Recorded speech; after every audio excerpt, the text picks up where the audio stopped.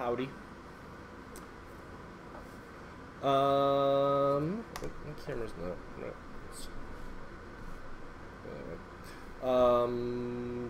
On this episode, what we're going to talk about are things that you can start thinking about for the Tharn CID that's coming up. It's a lot of what has been on my mind. In a little bit that I like many other people have sort of a lot of my thoughts have been on what's upcoming. It's made it a little bit tougher to come up with new lists. Before that, I do think I have a couple things in the hopper that I might. I kind of want to get some table time for, and I have no idea when that's going to happen before I start discussing them. But in the interim, what I want to do is talk about, in this episode, I'm going to talk about how some other things. So we've certainly talked about Devourer's Host, but I want to talk a little bit about some ideas to be thinking about as the CID approaches, as far as some other things, some other lists to look at. So the first place, if you're not sure about the changes, I have an episode, you can go back not too far, where I talk about all the news from Lock and Load. It's also posted in the Circle Facebook group. You can find it a few other places. So I'm not going to go in detail through all of that again, is what I'm getting at. But so one of the first places to start discussing is Call of the Wild. Call of the Wild, the Living War Beast theme. So notable changes are that all of our beasts are getting Pathfinder. The Gnarlhorn's hitting harder. The Shadowhorn's a little cheaper.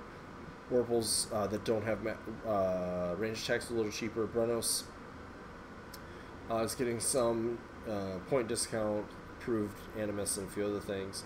And the Storm Raptor's getting some changes.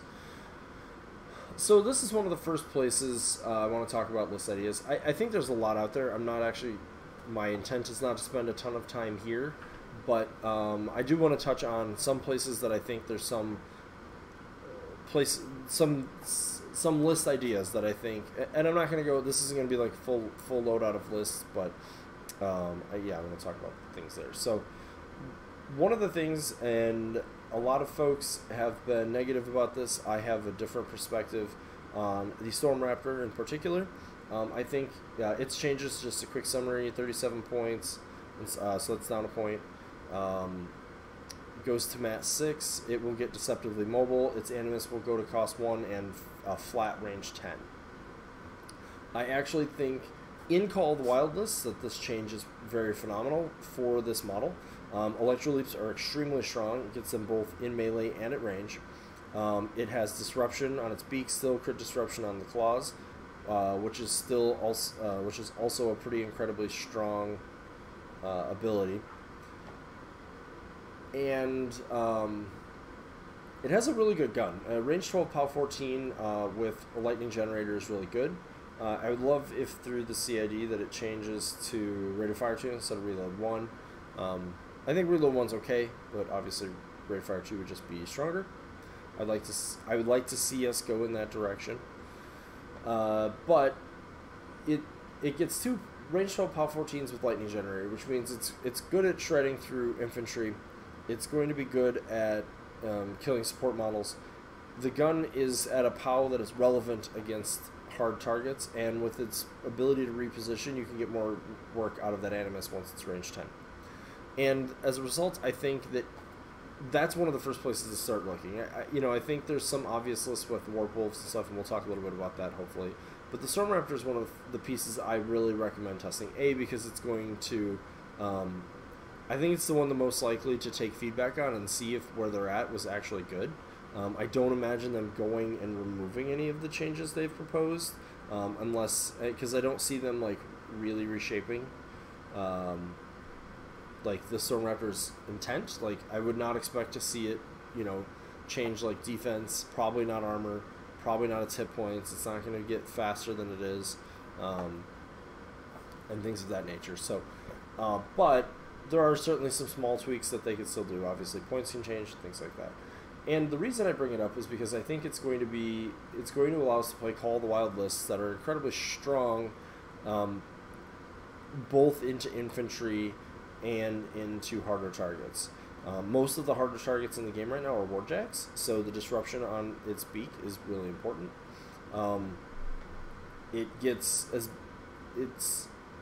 It's not the hardest hitting gargantuan out there. It's not really intended to be, but it is hard enough hitting with the buffs that we're able to throw at it that it's going to be relevant. The places that I think that it has some obvious strengths, and I think others probably seen this, is Una 2. It's a great target for Hand of Fate, especially getting the Animus for 0 in the Call of the Wild theme is one of the big things that's going to set it apart. Because now when you go in, let's say you're playing in something like Asphyxious 3 with all the Slayers, you can put it on a target.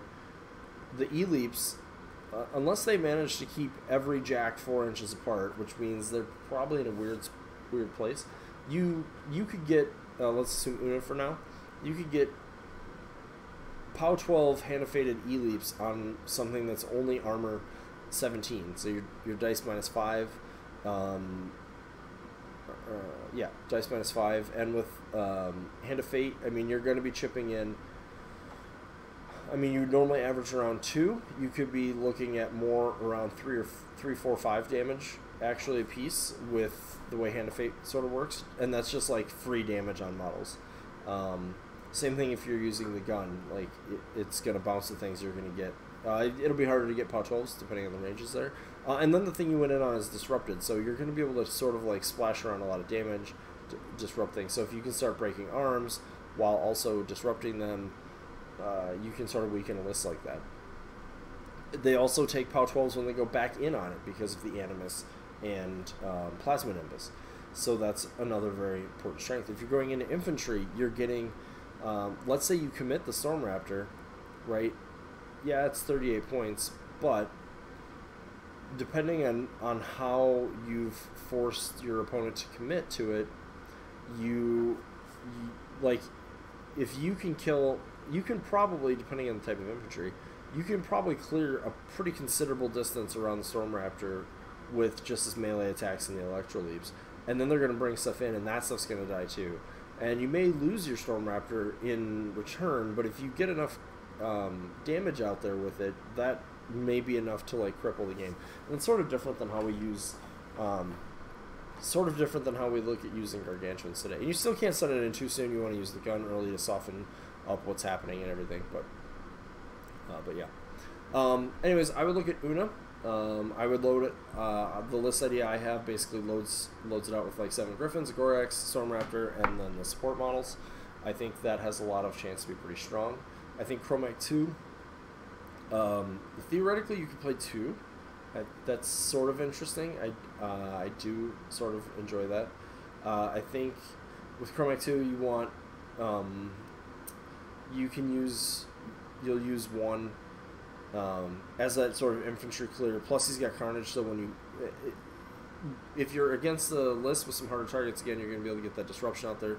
You have the Retaliatory, so if they send a Warjack back in on it, you can disrupt it right there and then, and if it only gets its initials, the Storm Raptor is going to be pretty tanky. And you should still, with all the other changes, have enough points to back it up with stuff like, or, you know, something that has Primal in case for when you need it, a Stalker for sprint for both models. Getorix is still a great choice always with Chromac, but now you've got this other model they've really got to deal with that's going to make his game into a lot of infantry, which was not bad to begin with, but even better. Those are the 2 primary places. I actually think it's kind of compelling with Kaya 3. Similar reasons, synergy is obviously very strong on it. For when it needs to go in, and then it can be taking shots the whole time. I think Kaya 2, which would not immediately be one of the casters that you would see putting it with, but giving it +2 defense I think could be incredibly strong. It'll become a 14-18 with 50 boxes that can't be knocked down. Kaya 3 has a similar, the feat gives you a similar advantage there. So those are the places I would try the Storm Raptor out. As far as our other heavies, with the changes to the proposed changes to the Shadowhorn, I think they were already played with Kaya 3, I think giving them Elusive for free in Call of the Wild is definitely something to explore there. So try that out. Keep your eye on if the Riphorn changes. I actually like those also with Chromac too because of how the feat works out, but there might be some other places. Also, maybe with Kaya 2, the free charges are actually pretty compelling. With her ability to do hit and run. Ooh, excuse me. Let's see. I'm trying to remember what the other ideas I had were. I mean, with our Warbeasts too, obviously we have some pretty obvious casters with our Warbeasts. Another one to talk about is Brenos. There's some lists right now where it sort of feels awkward playing them as a Crix drop because you're worried about your caster surviving a spell assassination. There's a couple other factions, but Crix is sort of the poster child for it. Although Crucible Guard also sort of starts making this relevant, just because of, like, what is it, Lucas, I think his name is? He has some pretty potent spells, and if you can stop some of these casters from being able to arc them, even playing Call of the Wild with somebody like Kruger 2 or I just sort of blanked. Kruger 2 is a big one. You might have some different Crix builds with Una that would be good. Obviously, just to talk about Brenos, I think this is going to be in other themes, but the Morvanas with him obviously may end up creating a pretty strong drop into some of these things as well. You may go to Call of the Wild even with somebody like Wormwood. Again, being able to turn off spells and stuff. Although he can get stealth, so it's not quite as much of an issue, but still can be a pretty big deal. And you also may be able to. I guess that would only work with Morvana, but with Morvana, if you go into like Wild Hunt, you potentially could stack Brenos with a Woldweird using Arcane Suppression, so now you can't channel, and it's going to cost you more if you do step into the 10-inch range of the Weird's Arcane Suppression. So, just some potential ideas there. I would definitely be looking into Brenos. Brenos is in all the Call of the Wild lists, and I think if you want to improve, your game into most of the factions that are likely to be channeling spells, you may want to take a look at Brenos. Haley 2 actually is, if you're playing a list like that against Haley 2, that caster Brenos might start being pretty compelling because she generally does not want to have to come forward to cast spells, and a lot of her game plan is around getting TKs and such out there, so just something to keep in mind. So that's sort of some of the Call of the Wild ideas. I mean, I think there's obvious things like put Warpulse with Chromac, put some Goats with Chromac 2. Chromac 1, his ideas, I think there might be something there in Call of the Wild. I'm actually starting to look at him in Devoursos. We'll talk about that later. The list idea I have actually is off by a point, so I'm sort of wondering if we can't make a bit of a push to see if his Warbeast points can't get looked at, but to be determined on that. Outside of that, so we have a few other themes, right? Specifically, let's talk about the Wild Hunt. So the changes to both Morvanas I think are very compelling for Devourer's Host, but they're also pretty compelling reasons to check out the Wild Hunt. And the reason I say that is specifically Morvana 1, I think Skinwalkers are incredibly strong with her. And the reason being is that she has an armor buff for them, which makes them very resilient in melee. They go up to armor 20 with Unyielding. Armor 18, they have the ability to heal. They heal themselves. Brenos can heal them, etc. So you can bring Brenos with Morvana all the time. You can put 2 units of Skinwalkers in a list with the attachment. You now have the ability, I would try to keep the attachment as safe as you can, but you now have the ability to put your armor spell in one, you put your regrowth spell in the other. During your control phase, you would be able to spend, for each Skinwalker in the other unit that died, you're going to be able to spend a Fury point to put it back in play. When you do that, it's going to have 1 box out of its 8.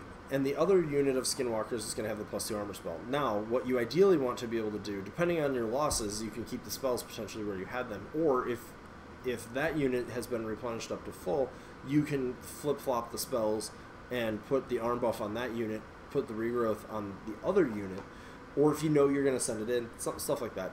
And now you're prepared the next turn to be able to bring that unit back to full while this other unit's being obnoxious. Additionally, the Skinwalkers themselves heal D3 during their activations, as well as Brenos can heal them another D3 or D3 plus 1, whatever it is. At that point, you can actually take Skinwalkers that started at 1 and be putting them back up to around 4 or 5 health.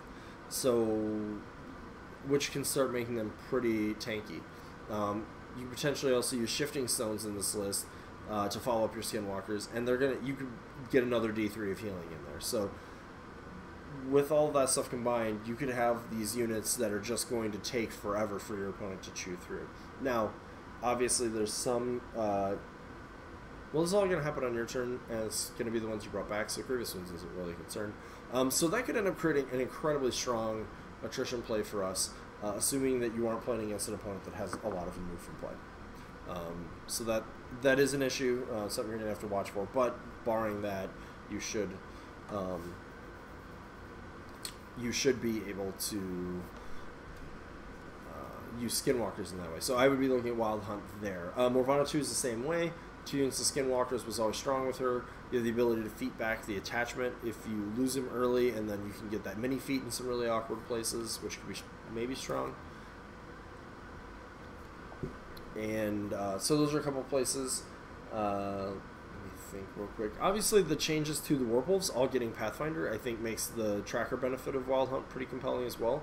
So there's some lists where you might be able to look at having like 2 heavies or 3 heavies of the living heavies with Pathfinder, and now the forest terrain that you're able to generate, you can hide behind, get Pathfinder to go through it. You can draw line of sight for charges through it, and so forth. Probably makes somebody like Wormwood actually really compelling, because you're going to be able to sort of mitigate some of your order of activation problems, because Tracker's still going to let you charge if you need to on your feet, and like you can feat earlier if necessary.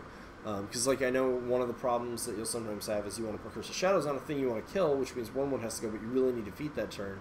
And if you do that, you're not going to be able to get your Feral or your Stalker. Well, Stalker is unchanged in this way. Feral or Pureblood or whatever beast you decided to have in that list onto the target. With this change, you should be able to do that. So that's another place maybe to consider testing. Would be Wormwood in the Wild Hunt. I had another idea out there. No, I'm totally blanking. I don't really see, at this time, aside from if you've had some Secret Masters thoughts and they just sort of needed some cheaper living beasts, I try those out, but I don't have any really like specifically compelling places to tell you to go try. I think there are a lot of things in Devourer's Host that are pretty strong, and we'll certainly be talking about those over time, I would say. Lord of the Feast. That's another one I would start trying. I think he slots into Chromac 2 lists pretty quickly in Caldwild, where he can still be taken for free. I think in those lists, if you're bringing Lord of the Feast, you're going to want to really, really heavily consider bringing the Spirit Cauldron, because Lord of the Feast getting 3 corpses, I think, is going to be a pretty incredible play. And might bring sort of some resilience to a list that isn't in its battle group in a way that's going to be really strong potentially. So those were just a few ideas. Obviously, if you have some more, feel free to post them up on the video or in the social media places where I normally post my videos. And of course, if you like the content, subscribe, like, share, and whatnot. And we will see you for the next one.